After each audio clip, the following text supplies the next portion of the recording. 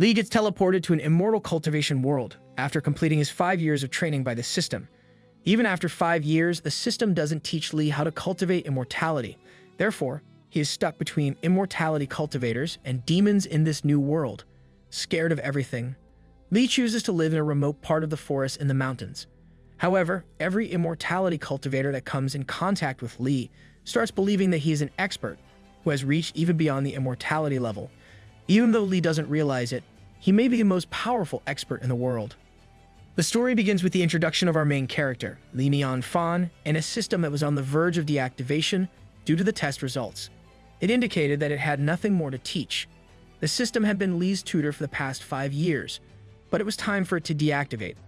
Li expressed gratitude to the system, recalling how it had taught him subjects like physics, chemistry, English, and history. However, all of that mattered very little now. Since the beginning of his new life, he found himself transported to the world of immortal cultivation, where people could fly and monsters roamed freely. These creatures had the potential to consume him in a single gulp. Li had spent 5 years learning the high school curriculum from this system, always hoping it would teach him the path to immortality. Despite admiring the immortals and wishing to learn from them directly, his lack of spiritual roots destined him to remain immortal in this world. Therefore, Li decided to live a secluded life on a relatively hidden mountain near the city, aiming for self-sufficiency. He had always feared being drawn into the conflicts of immortals and dying in vain. So, he chose to live far away from such troubles. The system had granted him land after mastering architecture, and an AI robot after mastering physics. He had also received a loyal rescued dog as his companion. Li thought to himself that being an immortal might not be necessary, as his mortal life wasn't that bad. He could live in peace, enjoying the pristine air and scenic mountain views. His current life was far better than the one he had in the mortal world. In the forest, a princess fled, cursing her father for planning to marry her off to an unsavory individual. She swore never to forgive him. Her assistant followed closely, urging her to slow down, as they could hear wild beasts in the vicinity. The princess reassured her that her chi was condensed, and she was on the verge of a breakthrough to the next stage, making her unafraid of the beasts. The assistant reminded her that she had been striving to achieve this breakthrough for 3 years. Suddenly, they stumbled upon a house in the forest, which surprised them, given its remote and uninhabited location. The princess wondered who could possibly be living in such a place, noting that the architecture rivaled that of the palace. She contemplated the presence of an expert dwelling here and instructed her assistant to refer to her without using her royal title. Both of them decided to investigate the house further and knocked on the door. Li answered their knock and inquired about their identities. The princess, Lu Xiyu, introduced herself as a passerby who had come across the house in the forest. Li sensed an ethereal chi about her and wondered if the heavens had sent him a potential girlfriend. He's been alone for a while, so I don't blame him. She requested permission to enter and rest, saying that she was tired. Li inquired about the duration of her stay, and she assured him it would be brief. He then offered refreshments, asking if she desired food or drink. Unaccustomed to receiving guests over the past 5 years, he was unsure about what to serve. Li called upon his robot, Zhao Bai, and ordered him to serve watermelon. Xiyu declined the watermelon, considering it a common fruit unsuitable for her. She also noted the unique tranquility of the yard, and it seemed to have some deep hidden power. Zhao Bai arrived with the watermelon, which surprised both Xiyu and her assistant. Li scolded the robot for startling their guests and instructed him to apologize. Xiyu and her assistant marveled at the robot's extraordinary intelligence. Li explained that the robot was his house servant and that it operated on simple AI principles. Xiyu admitted understanding, but was inwardly blown away by the fact that Li considered a spiritually intelligent robot a mere triviality. Li was impressed that she had grasped such an abstract topic so easily, but then again, she was an immortality cultivator, so it was expected of her. Li offered her the watermelon, mentioning that he had grown it himself. She respectfully accepted the watermelon, considering Li an expert, and not wanting to refuse his gesture. After taking a bite, something extraordinary happened. She found herself transported to another place, surrounded by water, and her own reflection seemed divine. It dawned on her that it was spiritual chi. Her assistant inquired about her well-being, and Xiyu informed her that she had successfully laid the foundation for cultivation. She explained that due to a lack of insight, she had struggled for 3 years without being able to establish this foundation. However, the watermelon she had eaten today contained not only spiritual chi, but also insights, enabling her to build the foundation. She respectfully addressed Li as a senior, and thanked him for his unintentional assistance in achieving this breakthrough. Lee told her that the watermelon had nothing to do with her foundation establishment. He also questioned why she was calling him a senior, as it made him feel old. She realized that she may have unintentionally offended the expert and understood that he was likely disguising himself as a mortal, trying to lead a normal life. She felt it was shameless to reveal his identity and quickly apologized for her excitement. Lee chuckled and expressed his satisfaction that she had enjoyed the watermelons. He then summoned his dog, Blackie, and fed him some of the watermelons. He explained that he didn't have much but grew plenty of fruits and vegetables, and Blackie loved his food. She was surprised to see Lee giving a watermelon containing spiritual chi and insights to a dog. She pondered if he was teaching her a lesson about equality among all living beings and the ways of heaven and earth. She believed that the expert had not only helped her establish her foundation, but also imparted a valuable lesson through the gift of the special watermelon. She asked if he recognized her and wished to befriend her, but Lee seemed confused. As a token of her appreciation, Shiyu presented him with an ornament. Her assistant advised against giving it away, but Shiyu explained that she couldn't help but express her gratitude for his kindness. Lee responded by saying that she was welcome anytime if she wanted to enjoy a watermelon, and suggested that she was overly generous in gifting such a jade, considering it was just an ordinary watermelon. After they departed, Shiyu's assistant inquired about her decision to give him the jade, and Shiyu explained that many former senior cultivators of transcendent saints like to live as mortals and form ordinary friendships. She believed it was the princess's duty to make friends with such experts, and by accepting the jade, they had formed a positive relationship. Shiyu exclaimed that her luck had been exceptionally good that day. Back at his house, Lee looked at the jade, considering it the first gift he had ever received from a girl. Suddenly, Blackie snatched jade and darted away. Meanwhile, a group of unknown individuals wandered through the forest, wondering if they were close to their destination. Lee attempted fishing with Blackie, but despite half a day passing, he couldn't catch any fish. He tried using krill as bait every month, but it had been unsuccessful so far. Lee asked his dog if he had eaten the fish, and the dog reacted with fear, shaking his head vigorously. Lee decided that he would buy more krill when he went to town. He instructed Bai to guard the house while he was away. At the market, various shopkeepers called out to Lee, inviting him to inspect their merchandise. One of them offered him a chance to sample his freshly baked buns for free. Excitedly, Lee told him that he would check them out later. Another shopkeeper expressed gratitude to him for curing his ill daughter. Despite his inability to cultivate immortality, the system had taught him many useful skills that allowed him to assist others. The people in the market held him in high regard, but he attributed his abilities to science, even though he couldn't even keep a fish alive. Lee reached a shop where krill were being sold, and his shopkeeper inquired about his fishing success. Lee explained that he had placed all the krill in the pond but still couldn't catch any fish. The shopkeeper asked if he had checked the water quality, and Lee confirmed that it was fine. The shopkeeper then suggested that there might be a monster lurking in the pond. This frightened Lee, and the shopkeeper offered him a tortoise, advising him to place it in the pond. The tortoise would remain in its spot and surface for sunlight in the afternoon. If it hadn't come out of the water, it might have fallen prey to a monster. I agreed to purchase the tortoise after hearing this advice.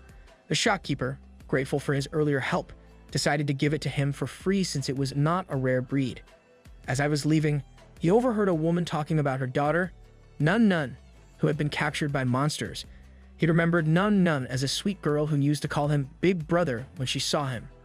Another woman mentioned that 3 cultivators had gone up the hill to search for Nun Nun. However, the first woman worried that they might not be familiar with the area and that by the time they found her daughter, it could be too late. Another reassured her, stating that the cultivators were not ordinary people and Nun Nun would likely be fine. Lee intervened, expressing his knowledge of the mountains and offering to guide the cultivators.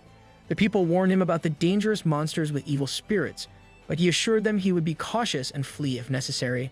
As he walked through the forest, he felt fearful, knowing the path well and where the monsters resided. He believed that the jade given to him by Shiyu, the cultivator, would protect him.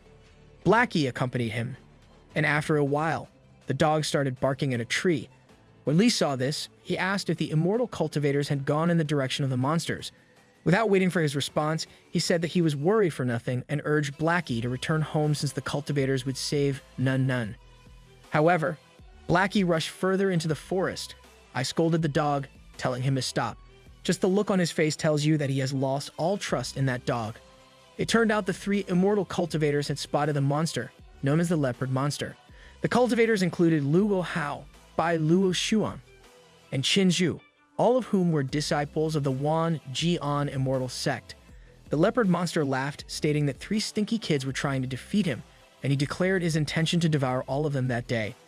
Qin Zhu called the monster arrogant and ordered the other cultivators to line up. As he raised his sword, the monster leopard rushed in with immense speed, mocking them for thinking they could kill him with just a few years of cultivation. He claimed to have cultivated them for 200 years, and boasted that he could kill them with a single finger. He attacked Qin Zhu, knocking him down, and then targeted Luo Xuan, expressing his preference for the taste of female humans. Luo Xuan called for her senior brother's help and warned the monster leopard that if he laid a finger on her, the Wan Jian immortal sect would fight him to the death. The monster taunted them, threatening to eat her bite by bite in front of them. Suddenly, they heard a noise coming from the trees. The monster was surprised that someone had approached without making any sound. The cultivators hoped that someone had come to rescue them. The monster wondered if it was the sect master who had come to their aid. However, to his surprise, Blackie emerged from the trees. The monster informed Blackie that he was in a good mood and decided to spare him. Blackie warned him to surrender before it was too late. The cultivators were astonished to hear the dog talk. The monster leopard became angry and attacked Blackie, but Blackie effortlessly absorbed his attack. As the sky darkened, the leopard monster grew fearful. Blackie informed him that his master was about to arrive and had no time to deal with little monsters like him. He then struck the leopard monster with a massive paw, killing it. The 3 cultivators were astounded by the dog's strength. Blackie advised them not to mention any of this to his master, explaining that his master was an expert immortality cultivator who lived as an ordinary man. The cultivators eagerly wanted to meet his master, imagining how powerful he must be. Suddenly, Li emerged from the trees, scolding Blackie for running away and expressing his exhaustion from chasing after him. The 3 cultivators wondered if this was the master Blackie had mentioned. Li smacked Blackie on the face and instructed him not to run off like that again. "My guy casually hit an immortal dog, like it's nothing." Blackie apologized by licking his feet. The cultivators were amazed that he treated an immortal dog like an ordinary animal, leading them to believe that he must be a high-level immortal cultivator. Luo Xuan remarked that the dog's paw covered the sky, and even their own master might not be able to catch it. Her senior suggested that their master could likely catch it, but would need several months to recover from the injury. He also observed that there was no spiritual energy emanating from Li, indicating that he was immortal. Li approached them and apologized on behalf of his dog, referring to him as foolish, and thanked them for killing the monster. Upon hearing his name, one of the cultivators realized that it represented a nostalgic feeling from one's past life. He had an epiphany, thinking that even his name held profound meaning, regardless of his disguise as an ordinary man.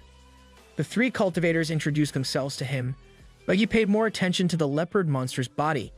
He noticed a small yellow pearl inside the monster's body and inquired about it.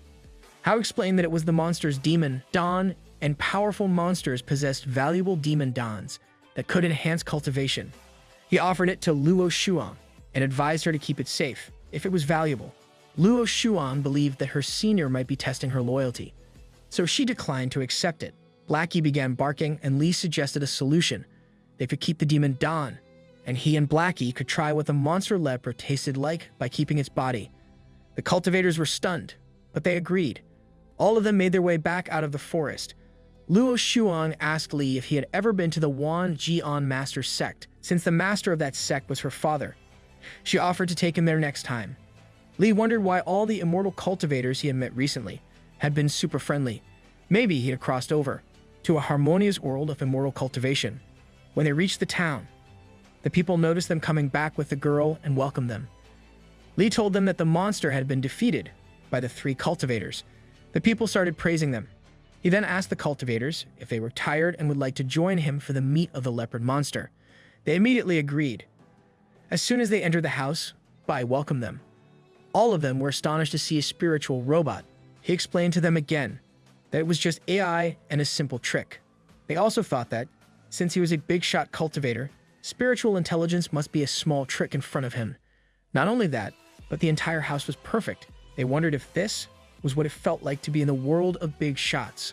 Li told them to think of it as their own home. They thanked him and told him that his home was wonderfully furnished. Li realized that even though they were eternal cultivators, they hadn't seen decor like this before. Qin Zhu referred to the air purifier and asked him what that was. Li told him that it was an air purification humidifier, and that it helped make the air fresh. Qin Zhu couldn't take it and almost fainted. Don't let these guys into a modern house. The others told him to sit back up slowly, as Master Dog had told them to treat the master as immortal. Qin Zhu sat back up and with a serious face proclaimed that if the expert said it purified air, then it must purify air. He was being careless. I told them that he also had a water purifier that could purify water with a single touch. The three of them were astonished at witnessing the water purifier since they thought it was a spiritual item. As Li went to the backyard, Luo Xuan told Qin Zhu that if he provoked the expert, she wouldn't help him. Hao told Qin Zhu that making friends with an expert like Li would be their greatest blessing, so they should not offend him. Meanwhile, Qin Zhu picked up something from the trash bin. Hao screamed at him, telling him not to touch stuff in the expert's house. Qin Zhu told him not to worry, as he wouldn't act recklessly. He noticed there was a scroll. He asked them if they should open the scroll. Hao asked him how he could even think of doing such a thing and snatched the scroll from him, only to realize that it was already open. As he gazed upon the painting, he was transported to the realm of the swordsman. Luo Xuan called out to him, asking if he was all right. He told her that he was all right.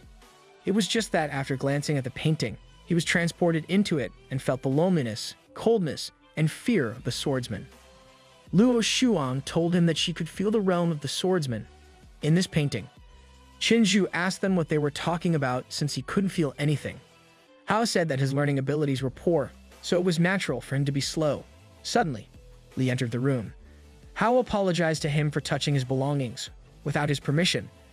Li told him that it was just a draft of one of his paintings, and he threw it away in the trash, since it didn't reflect his true level. Gotta stay humble. The three of them were flabbergasted to learn that such an amazing painting was just a draft for the expert. Hao asked him if he could give them this draft, and Li happily replied by saying that if they liked it, they could have it. He told them that the system taught him to paint, but no one had ever liked his painting. The three of them aggressively paid their respects and thanked Li. Hao then ordered Luo Xuan to immediately bring this painting to the teacher's door in case of an emergency. After this, Hao told Li that they must leave now, and they all thanked him for the gift. As they flew out, Li wondered if they really were cultivators, since they rescued Nanan without wanting anything in return and took only a shattered painting. He then thought that his attitude was clearly inferior to theirs, and this is the reason the system thought he had no talent to cultivate immortality. Back in her home, she was talking to her mother and telling her that it was not a dream. She said that it wouldn't have been possible for her to break the foundation building stage if it weren't for the help of the expert. She told her that she hadn't had a good night's sleep since her father asked her to marry Duan Mu Li. Her mother told her that she and her father also couldn't get away from internal and external problems. She said that if the expert Shiyu talked about is real, then he must be able to solve their problems. If not, then she must marry Duan Mu Li, as it is her duty as a princess. Li was at his house, lying down while Bai cooked meat for him. He heard someone knocking on the door and rushed out, thinking it was a customer. At the door was Princess Shiyu and her mother.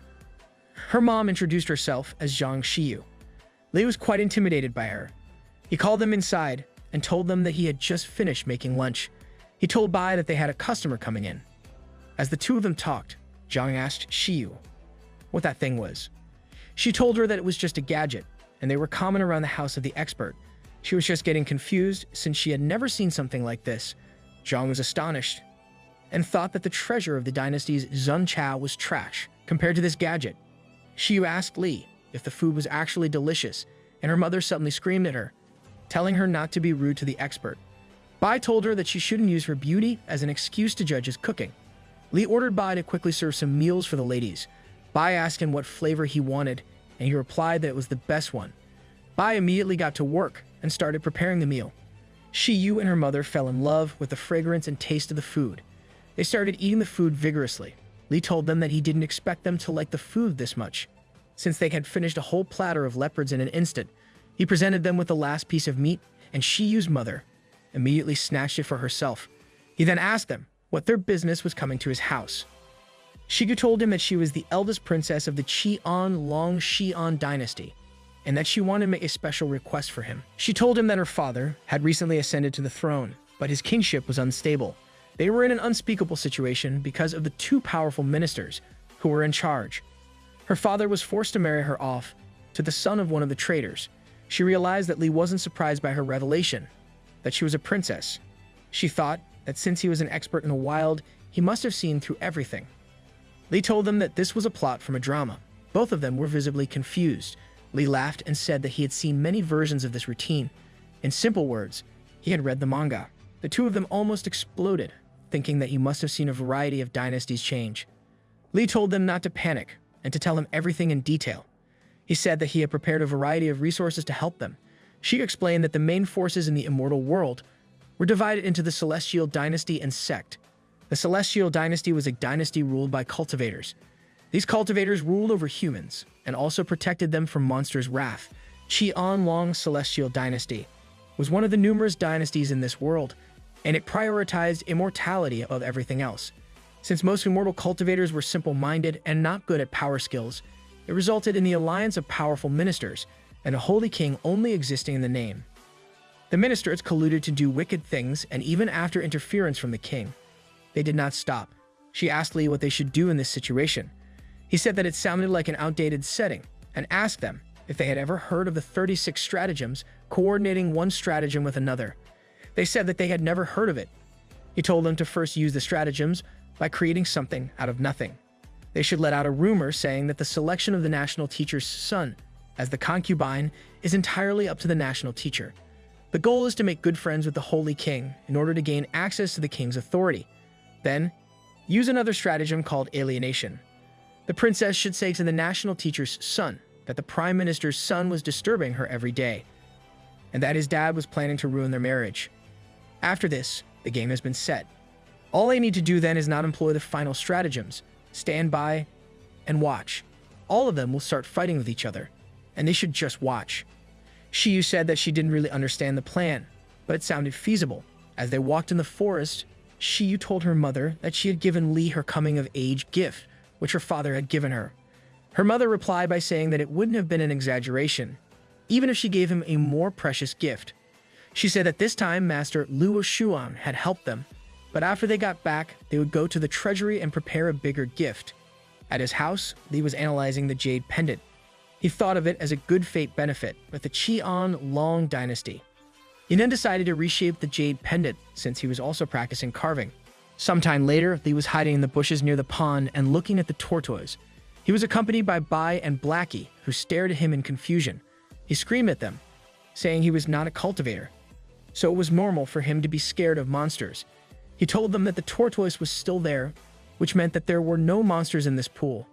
At the Double Sword Peak, the 10,000 Sword Sect was located. There were two groups of cultivators in this world. The first one was the Celestial Dynasty, and the second one was the Sect. The 10,000 Swords Sect was one of the sects. In the old days, an ancestor of the Wizard of 10,000 Swords, who was just practicing, split Mount Qiong in half in a single slash. That mount was named the Double Sword Peak, and so the 10,000 Swords Sect was established. With time, the disciples' strength of the sect deteriorated, and it was the arrival of the end. At the sect, one of the disciples told the sect master that he would be leaving since his internship period was over. The sect master replied by saying that he should leave then, as everyone was leaving. He stared back at a sword that was pushed into the dome and said that it was the end of the 10,000 Swords Sect. A woman called from behind and told the sect master that some disciples were reluctant to leave and wanted to fight till the very end. He told her not to make any unnecessary sacrifices, as the sword demon provoked them by putting a sword in their dome. He couldn't even get near the sword. A sword demon appeared 3 years ago, holding a broken sword and challenging the World Sword Sect alone. The demon was undefeated and was also able to defeat the Sword Sect. The entire family was killed, and there was no one in the world who could draw his sword. He told the woman that she should leave, too, and that he would bear the sword demon alone. A moment later, Luo Shuang, Hao, and Qinzhu showed up. They told the master that they had noticed their fellow disciples escaping and thought something might be wrong. The sect master tried attacking them and told them that they should leave, and if they didn't, he would make them leave. Hao told the master that they must have been blessed since he got a treasure on this trip. They told him that they had met an expert on this trip who had a dog that could kill a big demon in one move. He also had a square box that emitted spiritual energy. That expert gave them this painting, The master asked them if they had been cheated by a door-to-door salesman. They told him that it was indeed a real treasure, but he snatched it from their hands and threw it in the air. As he was about to destroy the scroll with his sword, he got a glance at the painting, and his sword was stopped by another swordsman from the painting. An earthquake shook the ground, and the cultivators realized that their master had just had a breakthrough. The cultivation realm, arranged from the lowest to the highest level, was divided into several stages: chi building, foundation saving, yuan ying, body experience, tribulation integration, divine test, and mahayana. When the disciples witnessed their master succeed, they were filled with amazement. The painting had the power to elevate the sect master's cultivation from yuan ying to the out-of-body experience. The sect master was still working on stabilizing his power when he gazed at the sword demon's sword above. To their surprise, the owner of the demon's sword arrived earlier than expected. The disciples told him that their battle was supposed to take place the next day. They wondered why the sword demon was already there. The sword demon told them that he felt curious since he saw a breakthrough. He smiled happily, because the sect master had prepared well to face him. Without much delay, he approached the sect master, and their strikes clashed. However, the sword demon proved to be too strong for the sect master to handle. His final attack caused a massive explosion, leaving the sect master defeated and lying on the ground. He grew bored with the sect master's limited power, which could withstand his attacks for only a few seconds before succumbing. Eventually, the sword demon decided to depart. The sect master's wife rushed to her husband's side. As he lay in her arms, he told her that if he only had a bit more time to look at the painting, he could have saved the 10,000 sword sect. After hearing these words, the sword demon stopped and returned. He pushed the sect master's wife aside and grabbed the sect master's collar, asking him what he was talking about since he only got knocked out in seconds. He showed the painting to the sect master, claiming that, compared to the painting, the sword demon's sword's consciousness was merely a speck of dust. However, the sword demon attempted to examine the painting himself and immediately declared it a fake. Tearfully, the sword demon wondered how anyone in the world could depict such a sword's consciousness. Suddenly, a powerful killing aura emanated from the sword demon's body. He demanded to be taken to the painter, determined to kill him. Luo Shuang suggested taking him to Li. Hao intervened, stating that they should not involve the expert in sect affairs. However, she insisted, viewing this as their opportunity. Luo Shuang agreed to personally take the sword demon to Li's residence. During the journey, the sword demon attempted to engage in conversation with Luo Shuang, but she shut him down, suggesting he wait until he saw the painter to determine if someone better existed. Though the sword demon agreed, he secretly worried about his chances of winning against the painter. Despite the strong consciousness of the sword in the painting, he felt that if the painter had exhausted all his energy and had no power left, victory might be easier. Upon arriving at Li's residence, they were soon followed by the sect master and his wife. The sect master declared that regardless of the outcome, they would all face the consequences. Disgusted by their actions, the sword demon decided to confront Li immediately. He called out for Li to come out and kneel before him, but only the wind responded. There was no answer from inside the house. Luo Shuang's mother suggested that Li might be out. Upon hearing this, the sect master was surprised to the point of bleeding from his wound. He realized that they were in serious trouble without a response. The sword demon, frustrated by the lack of a response, decided to destroy Li's house. He flew with full force, swinging his sword, but a protective barrier appeared, confounding him. Suddenly, a giant phoenix emerged from behind the sword demon, taking him by surprise. Despite feeling tricked, the sword demon, determined to uphold his dignity, engaged the phoenix. Unfortunately, the phoenix's fiery breath proved too powerful, causing the sword demon to vanish from the earth. After defeating the sword demon, the phoenix returned to the jade hanging in front of Li's house. The sect master was genuinely surprised that the seemingly unbeatable sword demon had disappeared so easily. It seemed that the expert was truly extraordinary, sparing no mercy for their enemy, using the jade to eliminate the threat. The sect master's wife remarked that although the demon had been defeated, they should consider the consequences of destroying the painting. The sect master fretted over this possibility. Confidently, the sect master stated that they would face the consequences, but Luo Shuang told them that Li might not be home and could have fled. This left the sect master and his wife half dead in shock, as they had expected Luo Shuang to offer herself in marriage to Li as a form of responsibility. However, they ultimately agreed to return home and visit the expert on another day, after preparing a gift. Luo Shuang wanted to take the demon's sword, but the sect master stopped her, explaining that it was an illusory sword that boosted its user's power, but at the cost of their sanity and transformation into an unknowable monster.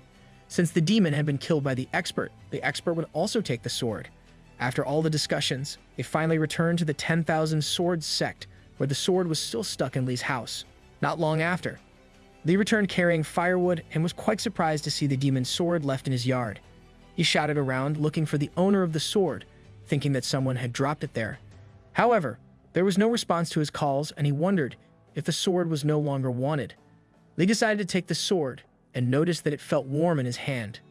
Blackie, his dog, barked anxiously, seemingly warning him not to take someone else's belongings.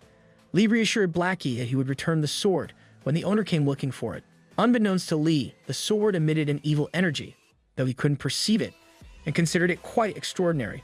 From the sword, a demon emerged, attempting to entice Lee with offers of revenge, power, and fame.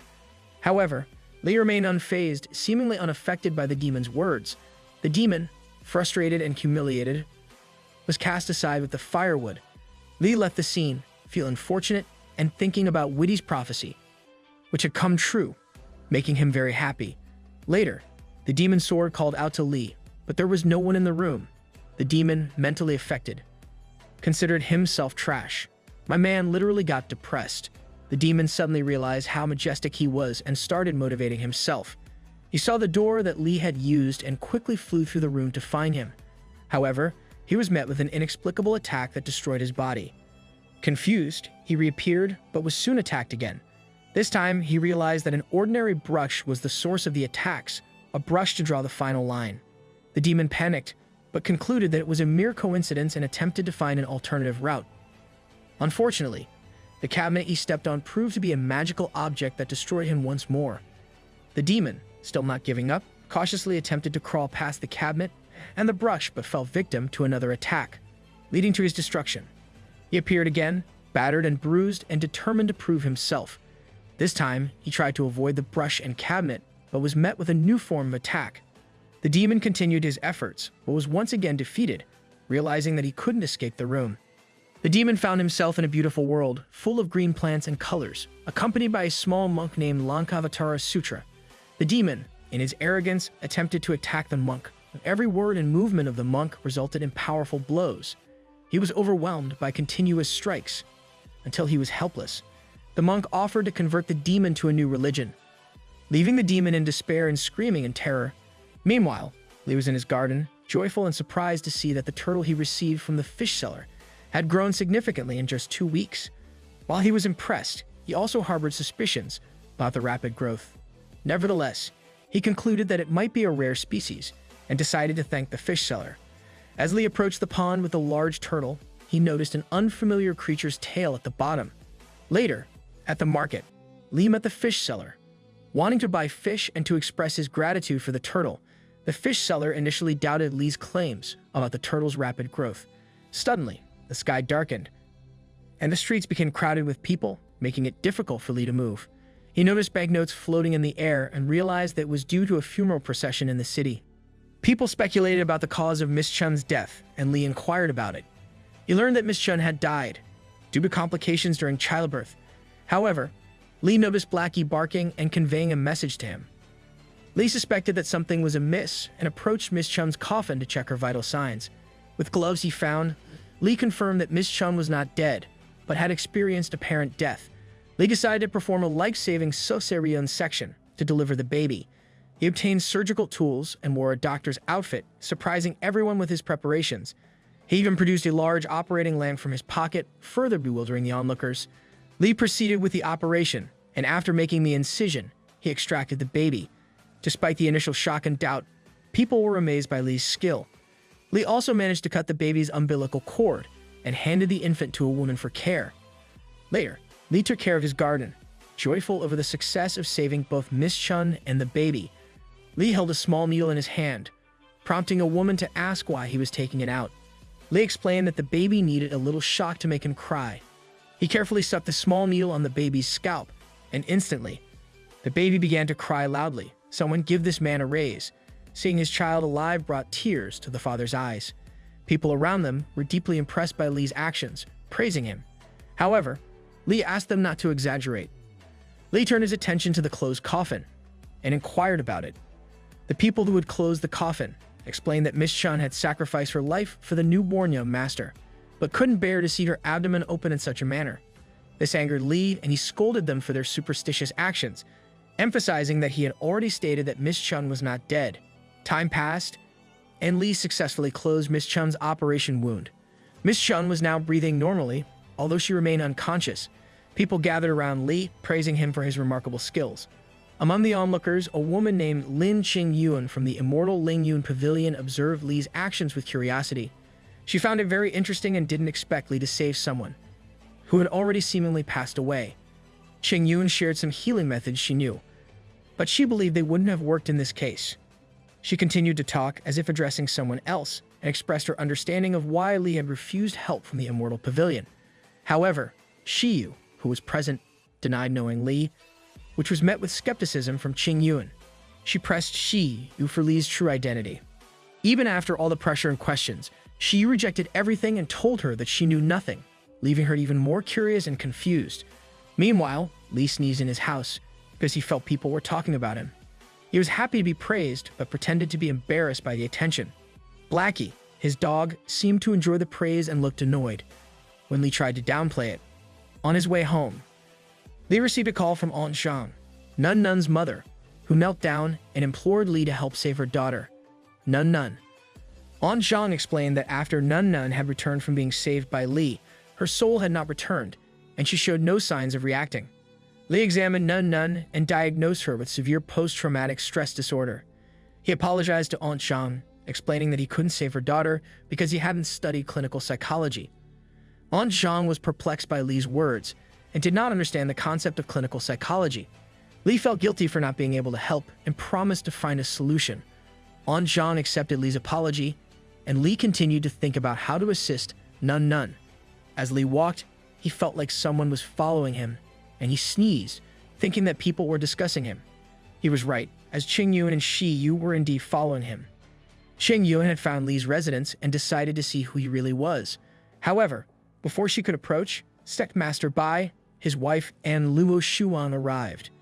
Qingyun was surprised by their presence and greeted them. Bai mentioned that he had reached the out-of-body experience stage, thanks to the help of a certain expert. This left Qingyun in shock and disbelief. Meanwhile, Bai laughed loudly, since he appeared pleased and proud of his achievements. He also mentioned that the demon sword had been defeated by the expert, which was why the 10,000 Swords sect was fortunate to meet this expert. The expert in question was Li, and now Qingyun has become even more curious. She also recalled everything Li had done, from helping Shiyu defeat the demon's sword, to aiding the sect master in his breakthrough, and even resurrecting the dead. She wondered if Li truly accomplished all of these feats. Qingyun's perspective shifted as she gazed towards the entrance of Li's residence, sensing a foreboding aura that made her feel like she was about to be engulfed in an unknown world. She fearfully asked if there was someone in this world who could perform such extraordinary deeds. Qingyun continued to ponder the possibilities, which only heightened her anxiety. The sect master and the others had already arrived at Li's residence, and Luo Shuang couldn't understand why Qingyun was shouting so strangely. The sect master asked Luo Shuang to leave Qingyun alone, as she appeared to be just as eccentric as her master. Bai instructed them to depart promptly, as he was unaware of what had happened to the demon's sword they had left at Li's residence a few days ago. Luo Shuang knocked on Li's door once, and Li immediately opened it with a welcoming smile, as if he had been anticipating their arrival. Li greeted Luo Shuang, and she introduced the sect master and his wife as her parents. Suddenly, Qingyun interjected into the conversation, leaving Li surprised. He asked who Qingyun was, and she introduced herself as a good friend of Luo Shuang. Luo Shuang's family was surprised by Qingyun's unexpected appearance and her familiarity with their daughter. Li welcomed them into his yard, and the only one who seemed impressed and surprised by the surroundings was Qingyun. She seemed to consider Li's residence a magical place, noticing the presence of spiritual water and even a sofa, which she humorously commented on. Li appreciated Qingyun's lively and humorous demeanor, while she continued to be enthusiastic. Li offered them the porridge he had just prepared, and he thought they might want some too. Qingyun, however, still appeared impressed and excited, as she had detected spiritual energy in the air within Li's residence. Meanwhile, Qing Yun's energetic behavior caught the attention of Luo Shuan, who was surprised by her reaction. She urged Qing Yun not to overreact, stating that it was normal to see things like that when exploring an expert's home. With an intimidating expression, Luo Shuan cautioned Qing Yun not to discuss cultivation in front of the expert, as it could be dangerous. Qing Yun immediately quieted down, and Li was taken aback by the sudden change in her demeanor. Qing Yun pretended to be tired and requested a rest, although her face betrayed a sense of anxiety. She silently cursed herself for her reckless behavior and vowed to build a good relationship with Li. He offered the porridge, but both the sect master and Qing Yun declined. However, Luo Shuan had already scooped up the porridge in her bowl and showed it to the sect master, questioning whether he wanted to eat it. The sect master was surprised by the porridge's radiant appearance, realizing that it contained spiritual energy. He murmured aloud about wanting to eat it, but unfortunately, the rest of the porridge had already been fed to Blackie, Li's dog. Li asked the sect master to repeat what he had said, but the sect master remained silent and turned into a statue. Luo Shuan consumed the porridge in her bowl, and with just that, she successfully broke through to the intermediate stage of basic cultivation. This breakthrough was a source of great joy for her parents. In contrast, Qing Yun was still in shock, but Luo Shuan's achievement had a profound impact on her. Qing Yun realized that she needed to win over the expert, as the interests of the Lingyun Immortal Pavilion were at stake. The sect master then informed Li that Luo Shuan had brought a painting, which he had gifted them during their previous encounter. He said that it had greatly benefited him, and as a token of gratitude, Luo Shuan had brought a small gift. The gift was a protective crystal ball of the 10,000 Sword Sect. Naturally, it surprised Qing Yun that the 10,000 Sword Sect would give such a valuable item, but Li had different thoughts. He considered the crystal ball nothing more than a shining stone, knowing that Li regarded the protective jade as a mere shiny stone. Qing Yun found herself at a loss for words. She couldn't help but laugh, pleased that Li had underestimated the gift from the sect master. Li graciously accepted the gift, expressing his gratitude. He liked it because it could be used as a lamp at night. Luo Shuan didn't concern herself with its use, leaving it entirely up to Li. She asked Qing Yun if she had come empty-handed. This question seemed to upset Qing Yun. She struggled to cover her embarrassment and assured them that she would bring gifts next time. She said that the Lingyun Pavilion possessed a vast collection of treasures, so there was no need to be hesitant. Observing Qing Yun's uncontrolled reaction, Li tried to break the ice. He encouraged Qing Yun to relax and consider his home as her own. The fact that she had come to his house already made him happy. Li's defense of Qing Yun made her blush, and she acknowledged that despite her embarrassment, Li had helped her. Indeed, Li was a kind-hearted expert. Li also wanted to seek their help for a little girl who had become mentally ill out of fear. He inquired if they had a solution. Luo Shuan seemed to recognize the girl and asked if it was Nun Nun. As usual, Qing Yun's habit of interrupting resurfaced, as she insisted on providing an answer. Inside, she felt that this was her chance to make up for her earlier rudeness. With a know-it-all attitude, Qing Yun explained that if Nun Nun was scared, her soul might have been damaged. The Lingyun Immortal Pavilion had many soul-curing medicines. Li, excited, sought confirmation from Luo Shuan. However, she was not to be outdone and argued against Qing Yun's proposed solution. According to Luo Shuan, Nun Nun was still very young, and her soul power was weak, making it unlikely she could use the medicines. Qing Yun attempted to find another solution, but she was met with arguments from Luo Shuan. Left with no other options, Qing Yun finally gave in. When Li personally asked her if she had any other solutions, she mentioned that she fell into a coma as a child because she was scared. Back then, her master would tell her stories at her bedside, and it cured her. However, at this moment, her master was overwhelmed and unable to help. Hearing this, the sect master of the 10,000 Sword Sect teasingly remarked that you in the Lingyun Pavilion, including the pavilion master, didn't have a solution. Qing Yun appeared unsure of how to respond, but Li suddenly brightened up and thanked her for her suggestion. Initially skeptical of Li, due to the complexities of treating a damaged soul, Qing Yun wondered if Li genuinely had a solution. With an innocent face, Li shared that he knew some seemingly ridiculous methods that humans used. He invited them to give it a try immediately. Their amazement was beyond measure, as they had expected nothing less from the expert. Highly damaged souls could even be healed using ordinary human methods. The sect master, his wife, and Luo Shuan discussed the idea of accompanying Li to Nun Nun's residence, considering it a great blessing to observe Li's methods. Meanwhile, Li bid farewell to Bai and ordered him to take care of the house. Seeing Li leaving the residence, the sect master of the 10,000 sword sect prepared to approach him. The sect master requested permission to accompany Li, and naturally, Li had no objections. Soon, they arrived at Nun Nun's residence to assess her condition. Nun Nun appeared slightly surprised by Li's arrival, and Aunt Zhang expressed her gratitude for Li's assistance. Nun Nun's condition had deteriorated significantly, with her eyes squinting at the center. Luo Shuang and Qing Yuan were shocked by the severity of her condition. Luo Shuang reassured Aunt Zhang, telling her not to worry. With a genuine smile, Li promised Nun Nun that he would tell her a story, hoping it would restore her eyesight and alleviate her fear of monsters. Li mentioned that the story he would tell was Journey to the West or Sun Wukong. Blackie, Li's dog, suddenly realized something, as it was a story from a book they had in their house. Li began narrating the opening of the story, and Blackie soon dozed off to sleep. This is exactly how it feels to take morning lectures, seeing the enthusiastic immortals who were moved to tears just by hearing the story's beginning. Li continued to recount Journey to the West for a while.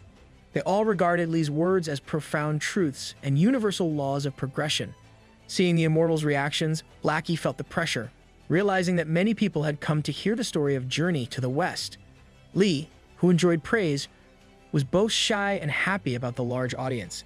Li delved further into the story's core, focusing on a monkey who led a group of monkeys on the mountain of flowers and fruits where they lived happily. The monkey embarked on a journey to pursue longevity, sailing the seas on a bamboo raft and studying under a master. Finally, he became the master's disciple. Sun Wukong asked if he could attain longevity after learning the arc. I finished the story in the first part. A child who heard the story developed a fondness for the monkey character, while the cultivators had their own perspectives. They were moved to tears by the story, declaring it to be the voice of great truth. Some even believe Li was recounting his personal experiences. Li concluded the story that day, promising to continue it in the next part. Meanwhile, he felt excited, thinking that if this was his debut as a storyteller, he would undoubtedly become very famous. Li also noticed a change in Nun Nun's condition. He wasn't sure if the story had worked on her. Surprisingly, Nun Nun had regained her senses, and her crossed eyes had returned to normal. People lost track of time as they listened to the story, eventually departing. The sect master asked Li if he could continue the story the next day, and they left with hopeful expressions. They believed that if Li's story was indeed detailed and based on true experiences, perhaps it was a story from someone of the highest authority in the immortal world. The sect master was uncertain if ordinary cultivators deserved to hear such a secret. Li replied that they could return the next day and advised them to bring chairs to avoid discomfort while sitting. Afterwards, the sect master, his wife, and Luo Shuang left to return to their sect, leaving Qing Yuan behind. She called Li and shyly apologized for not being able to help. Li was surprised and reassured her, stating that he had come up with a solution after considering her previous words. Qing Yuan could return the next day to listen to the rest of the story, and Li even extended an invitation for her to visit his residence frequently. He hoped to build a network with Lingyun Pavilion, given its reputation as the strongest sect. However, Qing Yuan interpreted his invitation differently and burst into tears. She promised to return to hear the rest of the story. After everyone had left, Li also bid farewell to Aunt Zhang and continued on his way. However, he was stopped by someone who appeared to be a scholar. The man was named Meng Liang, and he praised Li's story, comparing it to the sound of thunder in the distance. Li, who enjoyed compliments, wore a happy but somewhat pretentious expression. Meng Liang was curious about something and wanted Li to enlighten him. He inquired about a way to achieve a long life. Li was puzzled by the question, but Meng Liang was eager to hear Li's answer. He mentioned that he had been searching for a path to longevity for a long time, scouring books to no avail, until he heard Li's story. Meng Liang wanted to know the secret. His questions and words left Li feeling uneasy, unsure of how to respond. Li began to realize that, despite not being an immortal and merely an ordinary human, he needed to offer a response. Li posed another question, asking Meng Liang if he had ever felt crazy after reading a book, instead of gaining knowledge from it. Meng Liang proudly admitted to being engrossed in books, but feeling that he still knew nothing. Li found himself stunned and mused to himself that Meng Liang was a fool. He believed that throughout history, no one had truly achieved immortality. Death remained an inevitability, even for those who cultivated it for thousands of years. Li patted Meng Liang's shoulder and advised him to focus on the present. As Li walked away, he remarked that this was all he could say. Silence enveloped Meng Liang as he watched Li depart. Meng Liang found himself tearing up, appreciating Li's wisdom about focusing on the present. Meanwhile, Li was thoroughly unsettled, drenched in cold sweat, as he hurriedly moved away from Meng Liang. Li should probably hold a TED Talk. He feared that he might unintentionally offend an idealist and decided it was best to leave the situation behind. Transitioning to Mount 10,000 Sword, a young man and his master were ascending the mountain. The young man inquired when they would reach the 10,000 Sword sect. He expressed curiosity about why they should hurry, when the 10,000 Sword sect had been challenged by a sword demon and should have gone extinct. The master, named Master Zhao, explained that he and the 10,000 Sword sect's sect master were sword cultivators who had been quietly battling for over a century. The sect master of 10,000 Swords had recently met a horrific end at the hands of a sword demon.